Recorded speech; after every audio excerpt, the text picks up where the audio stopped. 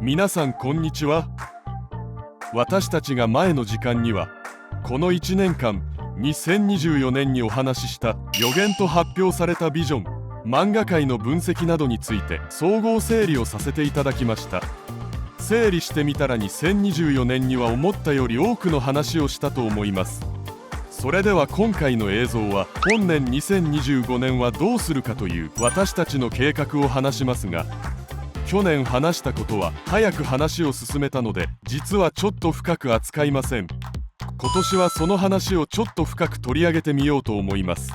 私が申し上げる内容に意見をくださればもっと深く皆さんと話をするのに役立つと思います。コメントで意見の参加をたくさんお願いします。そして私たちの英語チャンネルについてのお知らせです。昨年後半に英語チャンネルに対する新しい計画をお話しました。でも残念なことに英語チャンネルを担当者のスティーブが健康が優れないのでずっとアップデートされていません。しかも私たちの新しいビジョンも英語チャンネルではご紹介できませんでした。一昨年2023年からしようとしてた私の漫画作法の本の著作権を放棄して皆さんが思う存分見られるようにするためのこの計画にも言及することができませんでした。それでスティーブが健康状態が良くないというのは仕方ない部分ではあります。しかし私たちが惜しむ理由は世界の漫画家志望生とこのコミックス世界の未来のために英語チャンネルが必ず必要だと思うからです。そして一日が大事で急ぐからです。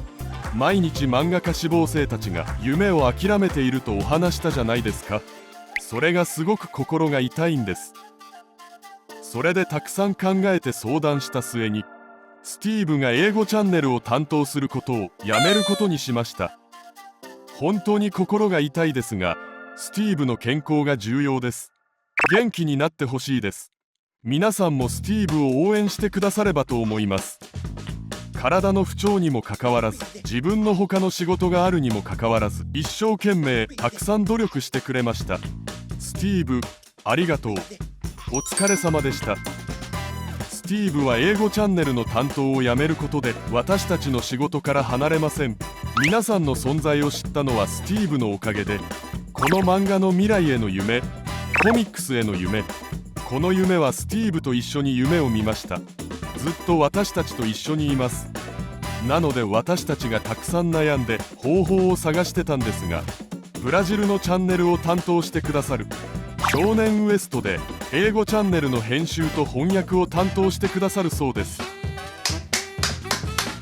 少年ウエストの存在は私たちにとってはとても大きな幸運です。少年ウエストが存在することがブラジル初の漫画メディアの誕生ではないとしてもブラジル初の漫画界が誕生するその始まりかもしれないとお話しました。ブラジルの漫画家志望生とブラジルの将来は大きな幸運かもしれない。ブラジルで漫画界が誕生したら世界にも大きな影響力を及ぼす可能性がある。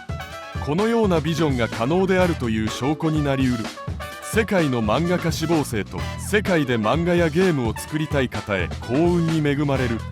こんな話もしました。だから少年ウエストは私たちにとっても大きな幸運です。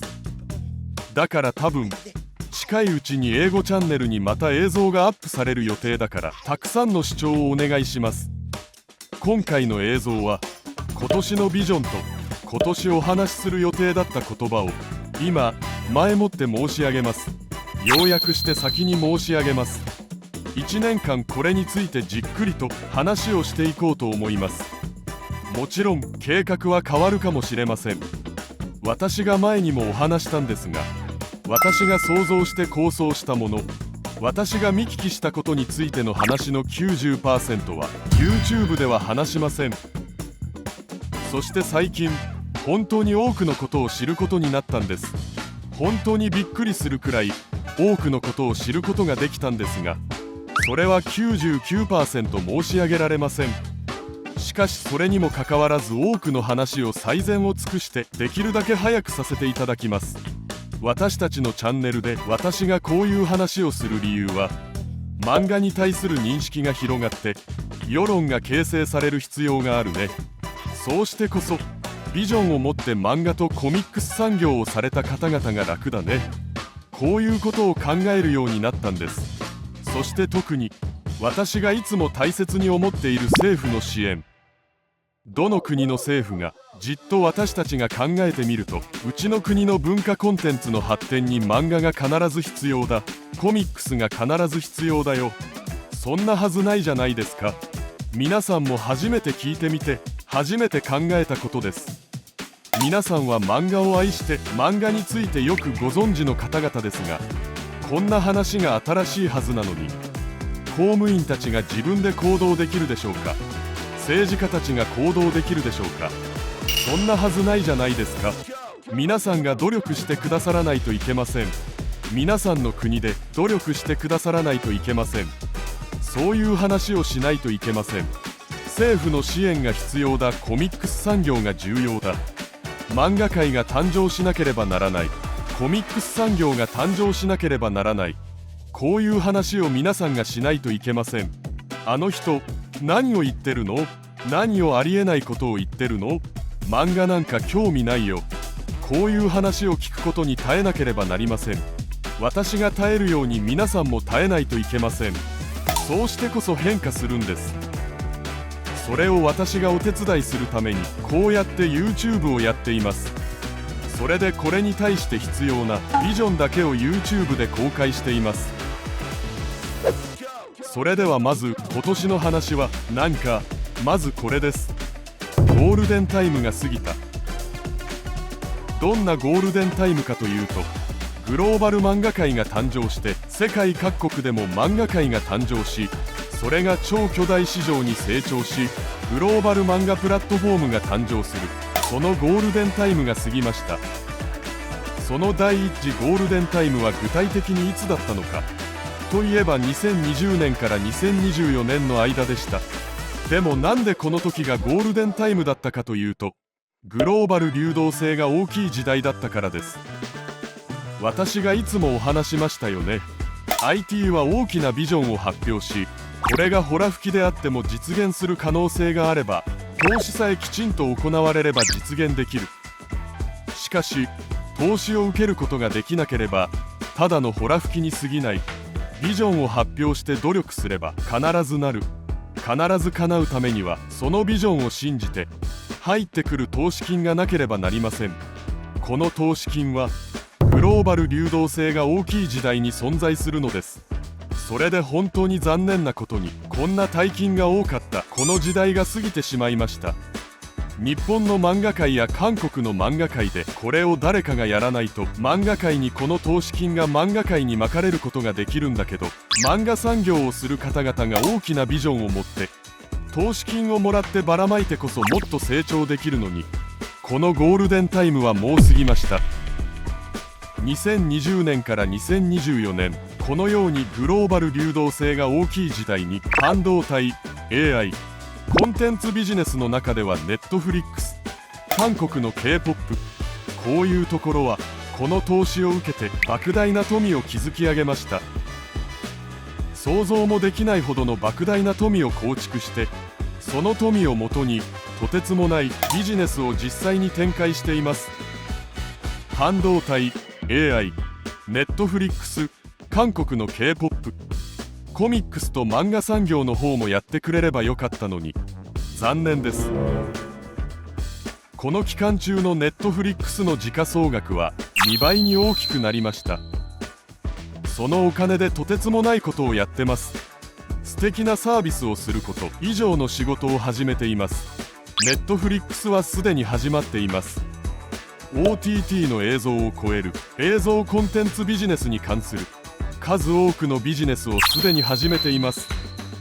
その間に私たちは何もできませんでした。この話をしてきたのは10年が経ったんですが、過ぎました。日本も韓国も機会がありました。しかし過ぎました。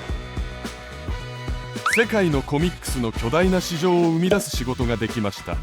私は確かにそう思います。韓国の会社がすることができたんです。しかも試しました。ただ漫画界の誕生やコミックスの誕生ではなく他の試みをしました。ウェブトゥーンの誕生だけを試みました。何もしないよりはそれだけでもお上手ですよ。世界各国のウェブトゥーンクリエイターとウェブトゥーンの生態系を作り出す試みだけでもとても素晴らしいです。しかしいくつかの間違いを犯しました。なので少なくとも私の考えでは3回のチャンスを逃しました。チャンスが3回もあったということです。逃しました。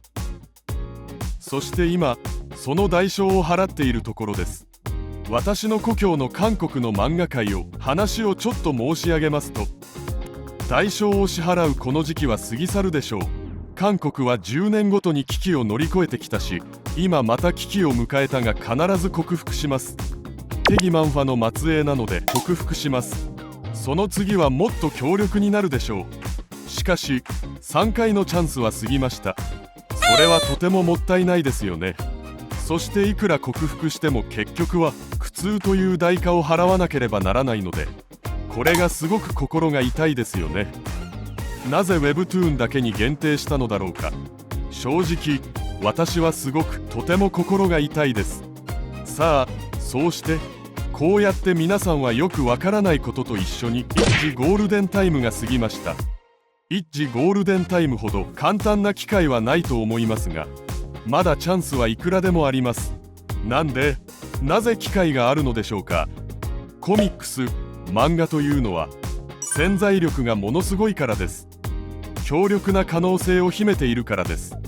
グローバル流動性が大きかった時代は過ぎ去ったが、私たちは潜在力が無限なので、これを見せることができたら私はまだ多くの機会が残っていると思います。何とぞ諦めないで、できるだけ早く、できるだけ強力に、大きなビジョンを持って進行してほしいです。まだみんなにチャンスが開かれています。日本の企業にはまだチャンスがあります。韓国企業がやり遂げるチャンスもまだ開かれています。サウジアラビアがやり遂げるチャンスもまだ開かれています。ブラジルがやり遂げるチャンスもまだ開かれています。まだ多くの機会が開かれています。みんなにチャンスがある理由はまだ誰もしていないからです。しかしもう一度言いますが、ゴールデンタイムは短いかもしれません。こういう話を今年もっと深くしてみる予定です。そして今年は去年もお話した漫画とコミックスの持つ多様性と豊かさの重要性をちょっと熱心に話してみようと思います。漫画はなぜ強力なのでしょうか。スーパーヒット作もあるからですが、豊かだからです。豊かだからこそ強力なんです。輝くスーパーヒット作はその豊かさの世界の中で誕生するのです。皆さんこれを必ず覚えておいてください。ただ豊かなんじゃなくて、豊かさの軸が多次元である。どんな軸があるかというと、我々の軸の一つはコミックス分野の軸です。コミックスの世界は漫画だけではありません。ウェブトゥーンもあるし、アメリカンコミックスもありますよね。グラフィックノーブルもあります。中国のマンフワもありますよね。とても多いです。すでに非常に多様なコミックス分野の軸を持っています。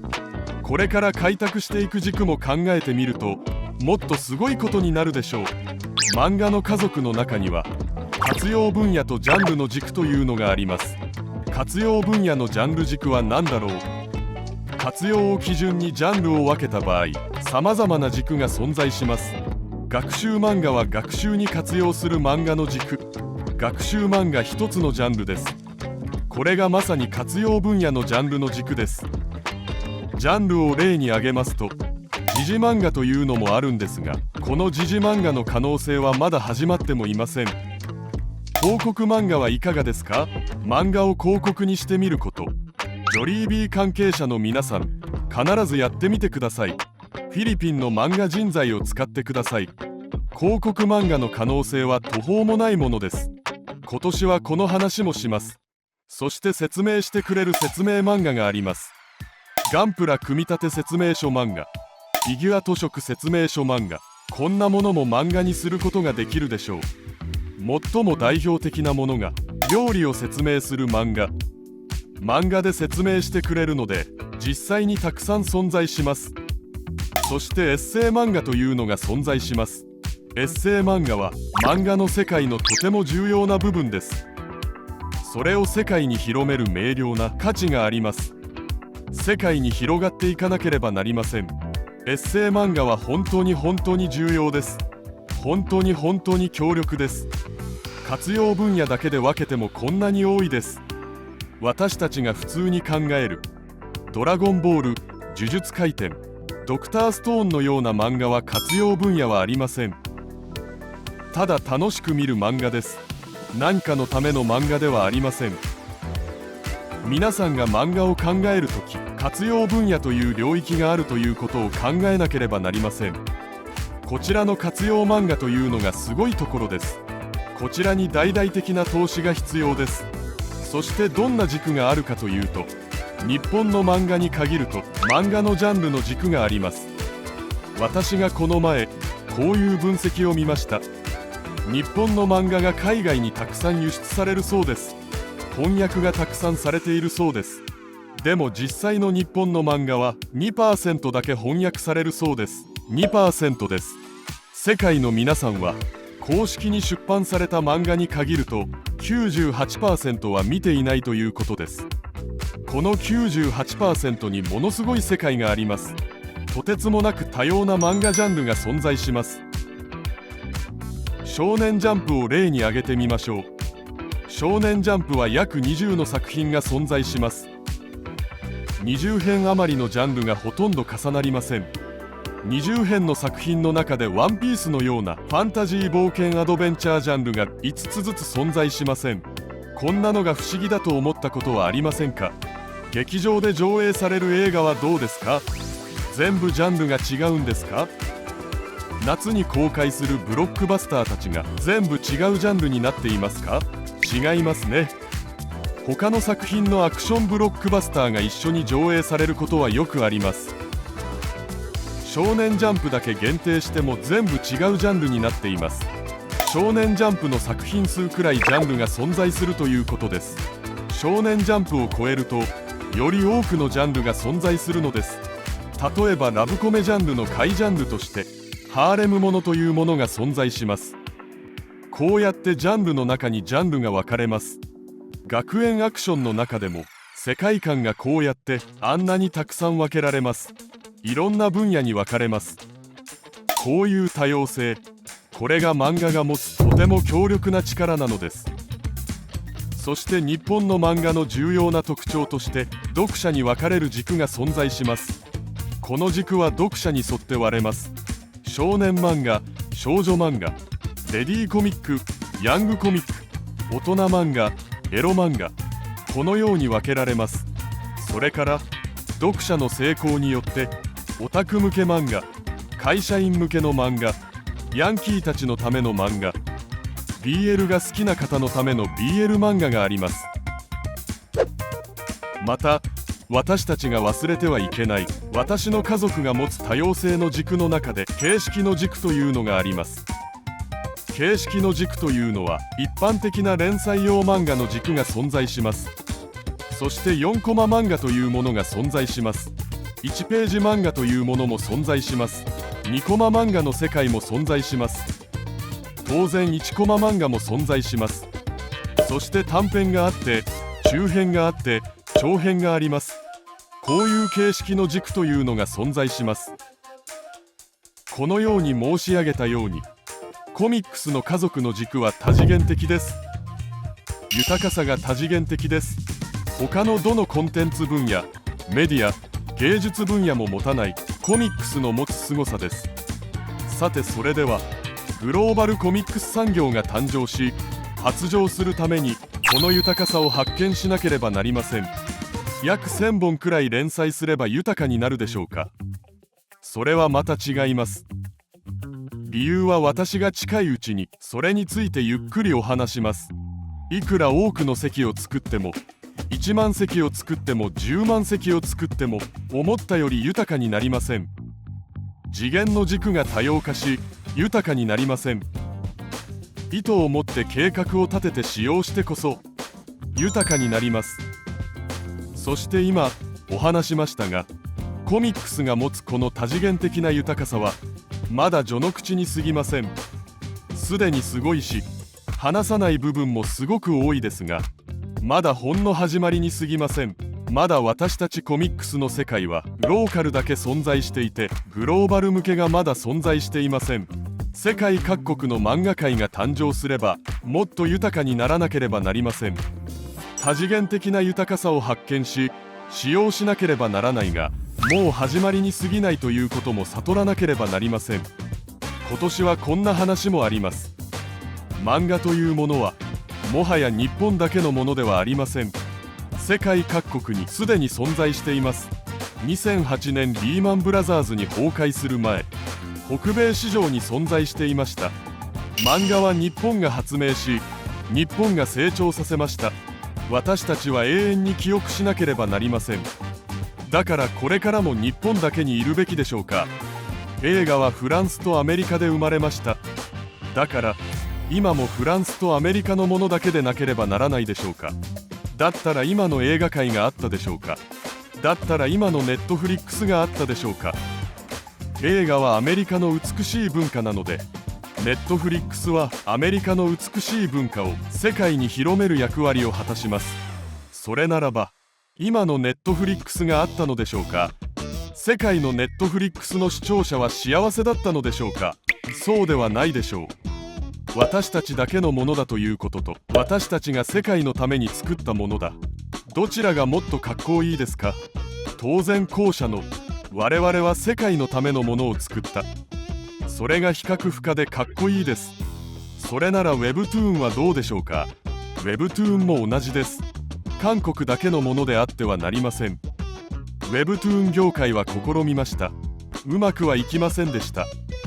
うまくいかなかったことに反論があるかもしれません。 Webtoon はかなり良い結果があった。いいえ、それがうまくいかなかったことです。 Webtoon の可能性を見くびってはいけません。 Webtoon の可能性ははるかに無限でした。世界で Webtoon というのはこれくらいできたのに、この丈のものです。私たちはこれに気づかないといけません。アメリカンコミックスはなぜアメリカだけに残ったのでしょうか。アメリカンコミックスは世界のものだ。ブラジルのためのヒーローコミックスの世界を作らなければならない。どうしてこんなことを1940年代にしなかったんですか。したとしたらどうだったでしょうか。世界中に広まったでしょう。そうですよね。1940年代すでに全世界的に人気を集めることができたでしょう。映画はそのように世界中に広がりました。風と共に去りぬを見て、キングコングを見て、世界で映画を作っていきました。そしてそれが互いにつながりました。なぜこれを私たちはしなかったのですか。なぜアメリカンコミックスはしなかったのですか。85年前から始められたのになぜしなかったのですか。ではこのように考えてみましょう。今始めてはいけませんか。だから85年経った潜在力が、85年熟成された本当に良いウイスキーが今あるのではないでしょうか。アメリカンコミックスを4億ドルの市場に縛っておく理由はありますか。もう始めたら遅いでしょうか。全然遅くないです。私たちにはアメリカンコミックスのヒーローコミックスを見ても、少なくとも85年代の高級ウイスキーが倉庫の中にちゃんと保管されているようなものです。こういうものがものすごくたくさんあります。これからはこうやって考えないといけないと主張したいです。Webtoon は偉大な韓国文化です。漫画も日本の美しい文化であることは確かです。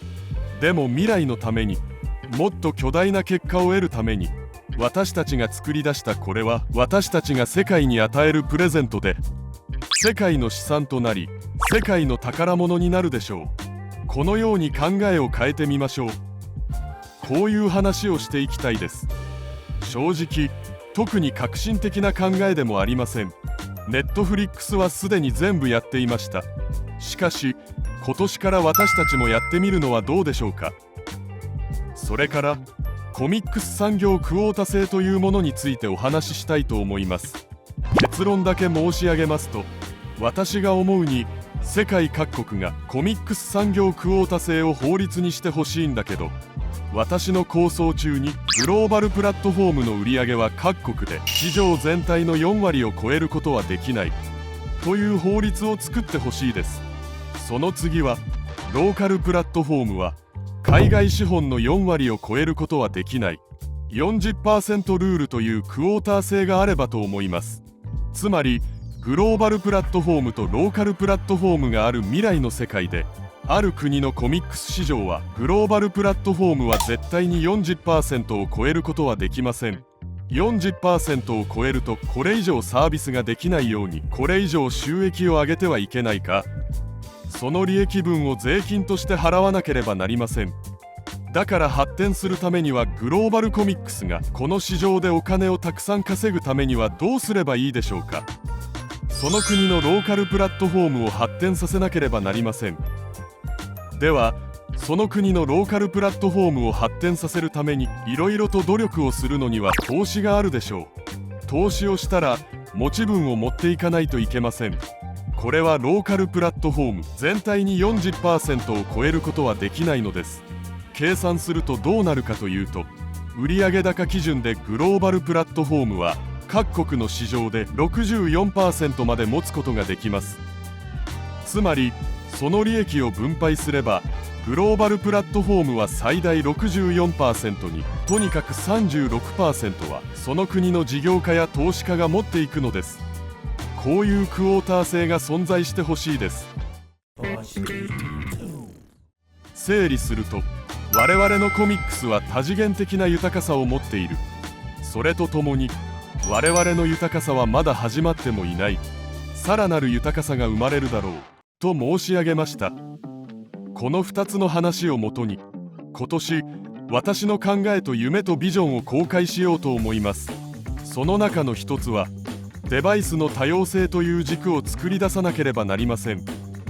漫画は紙という媒体で漫画は発展してきました。実際紙媒体の時代には媒体が非常に多様でした。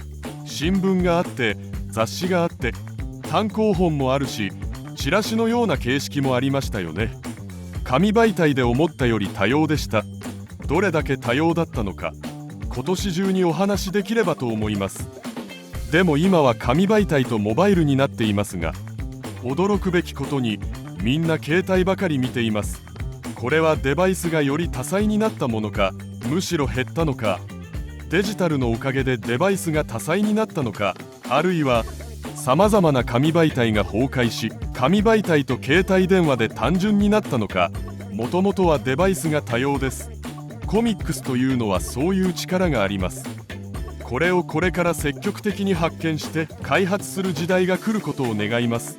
そしてすでに少しは始まりました。そこでコミックスがこれからさまざまなデバイスを開拓していけば、主にデジタルデバイスですが、デジタルだけに止まってはいけません。ジョリービーのようなファーストフード店のチラシと壁のインテリア、もしくはカップのデザインとハンバーガーの包装紙、これが全てデバイスです。ハンバーガーの包装紙でドラマを見ることができますか？映画を見ることができますか？それとも小説を見ることができますか？小説はできるかもしれないけど、ハンバーガーの包装紙にある小説をどれくらい読むことができますか？そういう人たちがいたら勉強も頑張ったでしょう。私たちはみんな勉強には熱心ではありませんでした。でも漫画があったらどうですか？多様なデバイスで漫画の世界を作ることができるでしょう。その多様なデバイスを私たちは気づき発見する必要があります。特にプラットフォームという形式で発展させなければなりません。各デバイスでコミックスはプラットフォームにする必要があります。プラットフォームビジネスをしなければなりません。プラットフォームビジネスを超えるのが将来見つかるかもしれません。現時点ではプラットフォームを作っていく形で発展していかなければならないという主張をしたいです。今年はそれについて少しお話します。それから世界でコミックス産業が発展していくとき、形式の多様性を追求しなければなりません。この話はもうしましたが、今年はもっと頑張って詳しくお話します。形式の多様性を追求しなければならないということは、我が国の漫画産業を作りたい、漫画のプラットフォームを作りたい、漫画界を作りたい、こういう構想をしました。じゃあ少年ジャンプとかを作ればいいんだね。こう思ってはいけません。最初から多様なものを作ろうとしなければなりません。そしてプラットフォームビジネスを行う必要があります。ネットフリックスが思い浮かぶじゃないですか。ネットフリックスだけを真似してもダメです。もっと多様なプラットフォームの形式を考えなければなりません。でも今の状況ではネットフリックスだけ真似しても上手なんです。なぜかびっくりするほどデジタル漫画ウェブ人やデジタル漫画プラットフォームをしようとする方々はネットフリックスを真似しません。ネットフリックスを真似するって本人たちが考えるだけです。それで実は現時点でうちのコミックス産業はネットフリックスだけついていっても上手なんです。しかしその次を考えた時、より多様なプラットフォームの形式を研究する必要があります。新しい挑戦をしなければなりません。こうなったらと思います。そういう話を今年したいと思います。これから皆さんが楽しくこれについて話し合ってお互いに一緒に夢を見ながら希望を育んでいきたいです。そして誰かはこういうことを始めてほしいです。そうだといいですね。ありがとうございます。